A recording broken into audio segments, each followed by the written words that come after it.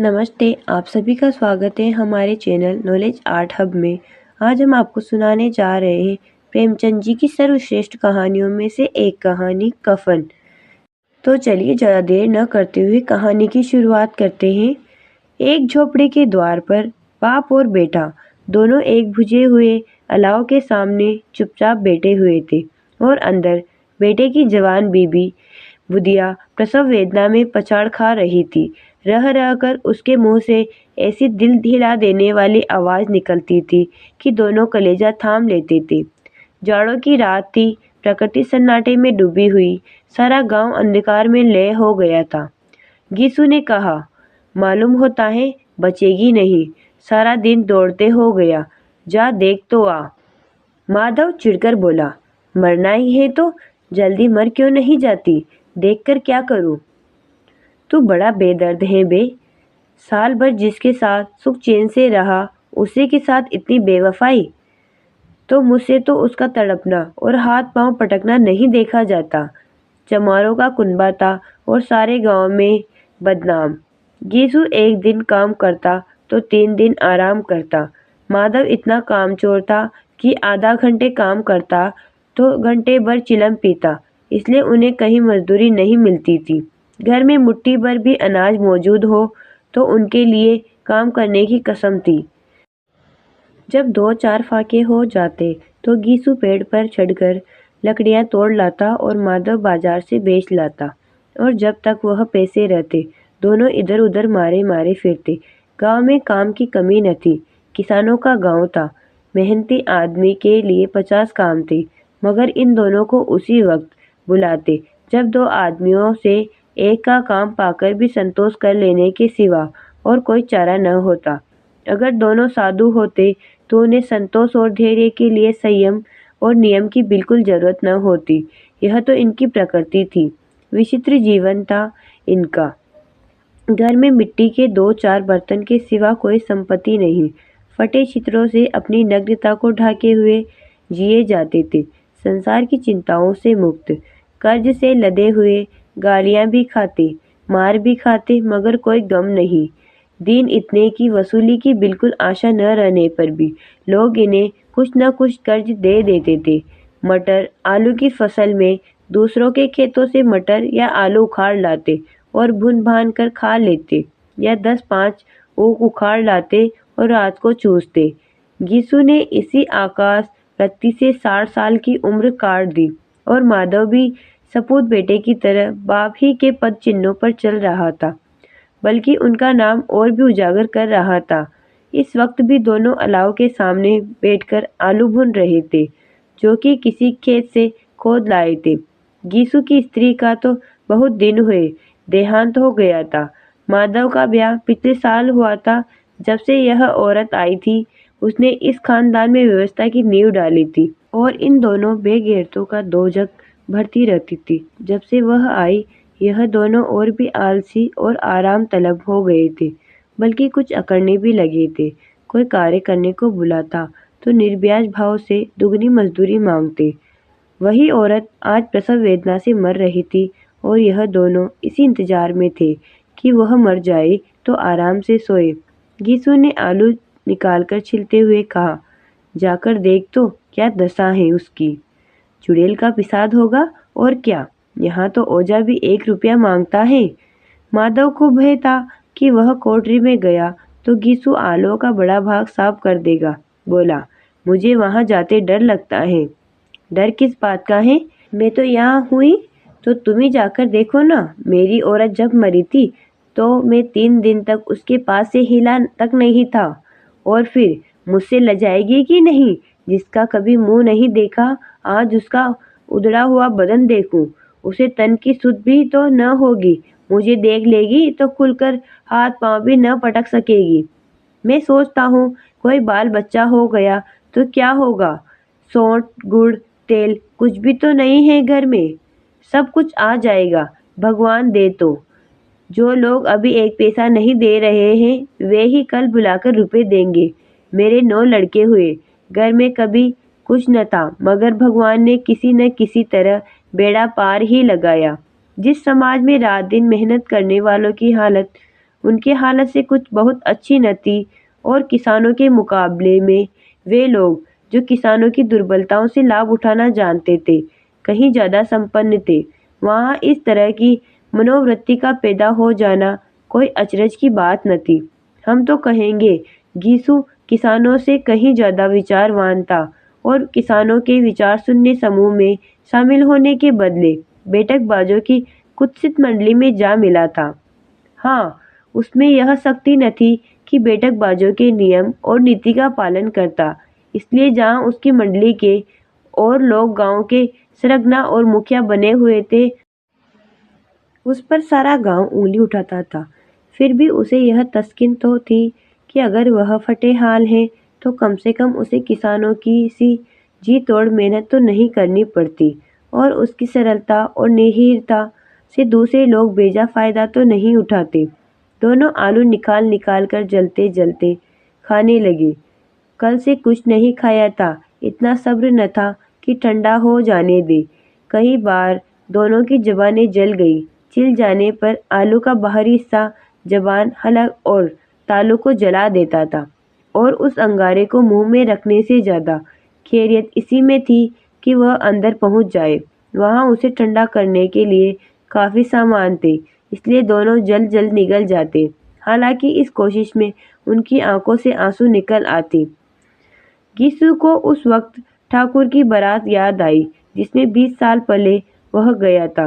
उस दावत में उसे जो तृप्ति मिली थी वह उसके जीवन में एक याद रखने लायक बात थी और आज भी उसकी याद ताज़ा थी। बोला, वह भोज नहीं भूलता। तब से फिर उस तरह का खाना और भरपेट नहीं मिला। लड़की वालों ने सबको भरपेट पुरियाँ खिलाई थी। सबको, छोटे बड़े सबने पुरियाँ खाई और असली घी की चटनी, रायता, 3 तरह के सूखे साग, एक रसेदार तरकारी, दही, चटनी, मिठाई। अब क्या बताऊं कि उस भोज में क्या स्वाद मिला। कोई रोक टोक नहीं थी। जो चीज़ चाहो मांगो, जितना चाहो खाओ। लोगों ने ऐसा खाया कि किसी से पानी न पिया गया, मगर परोसने वाले हैं कि पत्तल में गरम गरम गोल गोल सुवासित कचौरियाँ डाल देते हैं। मना करते हैं कि नहीं चाहिए, पत्तल पर हाथ रोके हुए हैं, मगर वह है कि दिए जाते हैं। और जब सबने मुंह धो लिया तो पान इलायची भी मिली, मगर मुझे पान लेने की कहाँ सुध थी। खड़ा हुआ न जाता था। झटपट जाकर अपने कंबल पर लेट गया। ऐसा दिल दरियाफ्त था वह ठाकुर। माधव ने इन पदार्थों का मन ही मन मजा लेते हुए कहा, अब हमें कोई ऐसा भोज नहीं खिलाता। अब कोई क्या खिलाएगा। वह जमाना दूसरा था। अब तो सबको किफ़ायत सोचती हैं। शादी ब्याह में मत खर्च करो, क्रियाक्रम में मत खर्च करो। पूछो, गरीबों का माल बटोर बटोर कर कहाँ रखोगे। बटोरने में तो कमी नहीं रहती, हाँ खर्च करने में किफ़ायत सोचती हैं। तुमने एक 20 पुरियाँ खाई होगी। 20 से ज़्यादा खाई थी। मैं 50 खा जाता। 50 से कम मैंने न खाई होगी। अच्छा पकाता, तू तो मेरा आधा भी नहीं है। आलू खाकर दोनों ने पानी पिया और वहीं अलाव के सामने अपनी धोतियां ओढ़कर पांव पेट में डाले सो रहे, जैसे दो बड़े बड़े अजगर गेंडुलियां मारे पड़े हो और बुधिया अभी तक कराह रही थी। सवेरे माधव ने कोठरी में जाकर देखा तो उसकी स्त्री ठंडी हो गई थी। उसके मुंह पर मक्खियां भिनक रही थी। पतराई हुई आंखें ऊपर टंगी हुई थी। सारी देह धूल से लथपथ हो रही थी। उसके पेट में बच्चा मर गया था। माधव भागा हुआ गीसू के पास आया। फिर दोनों जोर जोर से हाय हाय करने और छाती पीटने लगे। पड़ोस वालों ने यह रोना धोना सुना तो दौड़े हुए आए और पुरानी मर्यादा के अनुसार इन अभागों को समझाने लगे, मगर ज़्यादा रोने पीटने का अवसर न था। कफन की और लकड़ी की फिक्र करनी थी। घर में तो पैसा इस तरह गायब था जैसे चील के घोंसले में मांस। बाप बेटे रोते हुए गांव के जमींदार के पास गए। वह इन दोनों की सूरत से नफरत करते थे। कई बार इन्हें अपने हाथों से पीट चुके थे, चोरी करने के लिए, वादे पर काम पर न आने के लिए। पूछा, क्या है बे गिसवा, रोता क्यों है? अब तो तू कहीं दिखलाई भी नहीं देता। मालूम होता है इस गांव में रहना नहीं चाहता। गिसू ने जमीन पर सिर रखकर आंखों में आंसू भरे हुए कहा, सरकार, बड़ी विपत्ति में हूँ। माधव की घरवाली रात को गुजर गई। रात भर तड़पती रही सरकार। हम दोनों उसके सिराने बैठे रहे। दवा दारू जो कुछ हो सका सब कुछ किया। मुदा वह हमें दगा दे गई। अब कोई एक रोटी देने वाला भी न रहा मालिक। तबाह हो गई। घर उजड़ गया। आपका गुलाम हूँ। अब आपके सिवा कौन उसकी मिट्टी पार लगाएगा। हमारे हाथ में तो जो कुछ था वह सब तो दवा दारू में उड़ गया। सरकार ही की तो दया होगी तो उसकी मिट्टी उठेगी। आपके सिवा किसके द्वार पर जाऊं। जमींदार साहब दयालु थे, मगर घीसू पर दया करना काले कंबल पर रंग चढ़ाना था। जी में तो आया, कह दे चल दूर हो यहाँ से। यूं तो बुलाने से भी नहीं आता। आज जब गरज पड़ी तो आकर खुशामद कर रहा है। हरामखोर कहीं का बदमाश। लेकिन यह क्रोध या दंड देने का अवसर न था। जी में कुड़ते हुए 2 रुपए निकालकर फेंक दिए, मगर सांत्वना का एक शब्द भी मुंह से न निकला।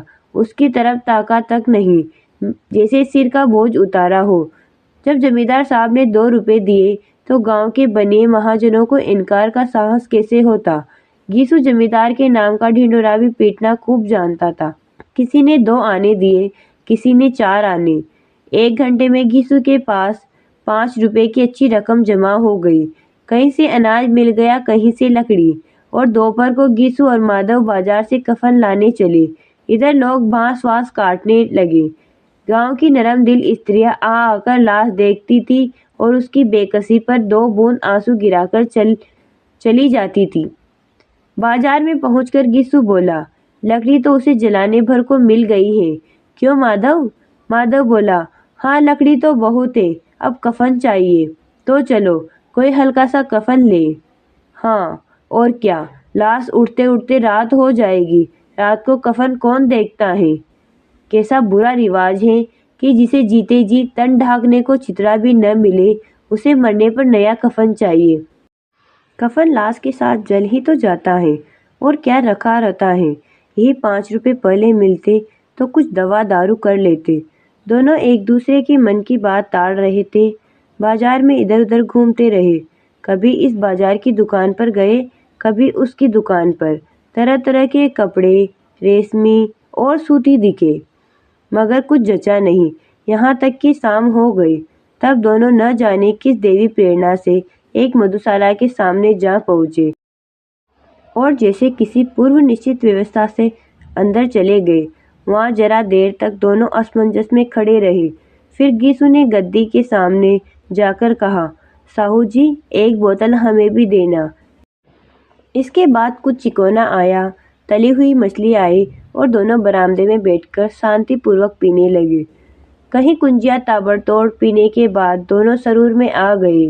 गीसू बोला, कफन लगाने से क्या मिलता, आखिर जल ही तो जाता, कुछ बहू के साथ तो न जाता। माधव आसमान की तरफ देखकर बोला, मानो देवताओं को अपनी निष्पापता का साक्षी बना रहा हो। दुनिया का दस्तूर है, नहीं लोग बामनों को हजारों रुपए क्यों दे देते। कौन देखता है परलोक में मिलता है या नहीं। बड़े आदमियों के पास धन है, फूके। हमारे पास फूकने को क्या है। लेकिन लोगों को जवाब क्या दोगे। लोग पूछेंगे नहीं कफन कहाँ है। गीसू हंसा, अबे कह देंगे कि रुपए कमर से खिसक गई, बहुत ढूंढा, मिले नहीं। लोगों को विश्वास न आएगा। माधव भी हंसा। इस अनपेक्षित सौभाग्य पर बोला, बड़ी अच्छी थी बेचारी, मरी तो खूब खिला पिलाकर। आधी बोतल से ज्यादा उड़ गई। गीसू ने 2 सेर पुरिया मंगाई, चटनी, अचार, कलेजिया। शराब खाने के सामने ही दुकान थी। माधव लपककर 2 पतलों में सारे सामान ले आया। पूरा 1.5 रुपया खर्च हो गया। सिर्फ थोड़े से पैसे बच रहे। दोनों इस वक्त इस शान में बैठे पुरिया खा रहे थे जैसे जंगल में कोई शेर अपना शिकार उड़ा रहा हो। न जवाबदेही का खौफ था, न बदनामी की फिक्र। इन भावनाओं को उन्होंने बहुत पहले ही जीत लिया था।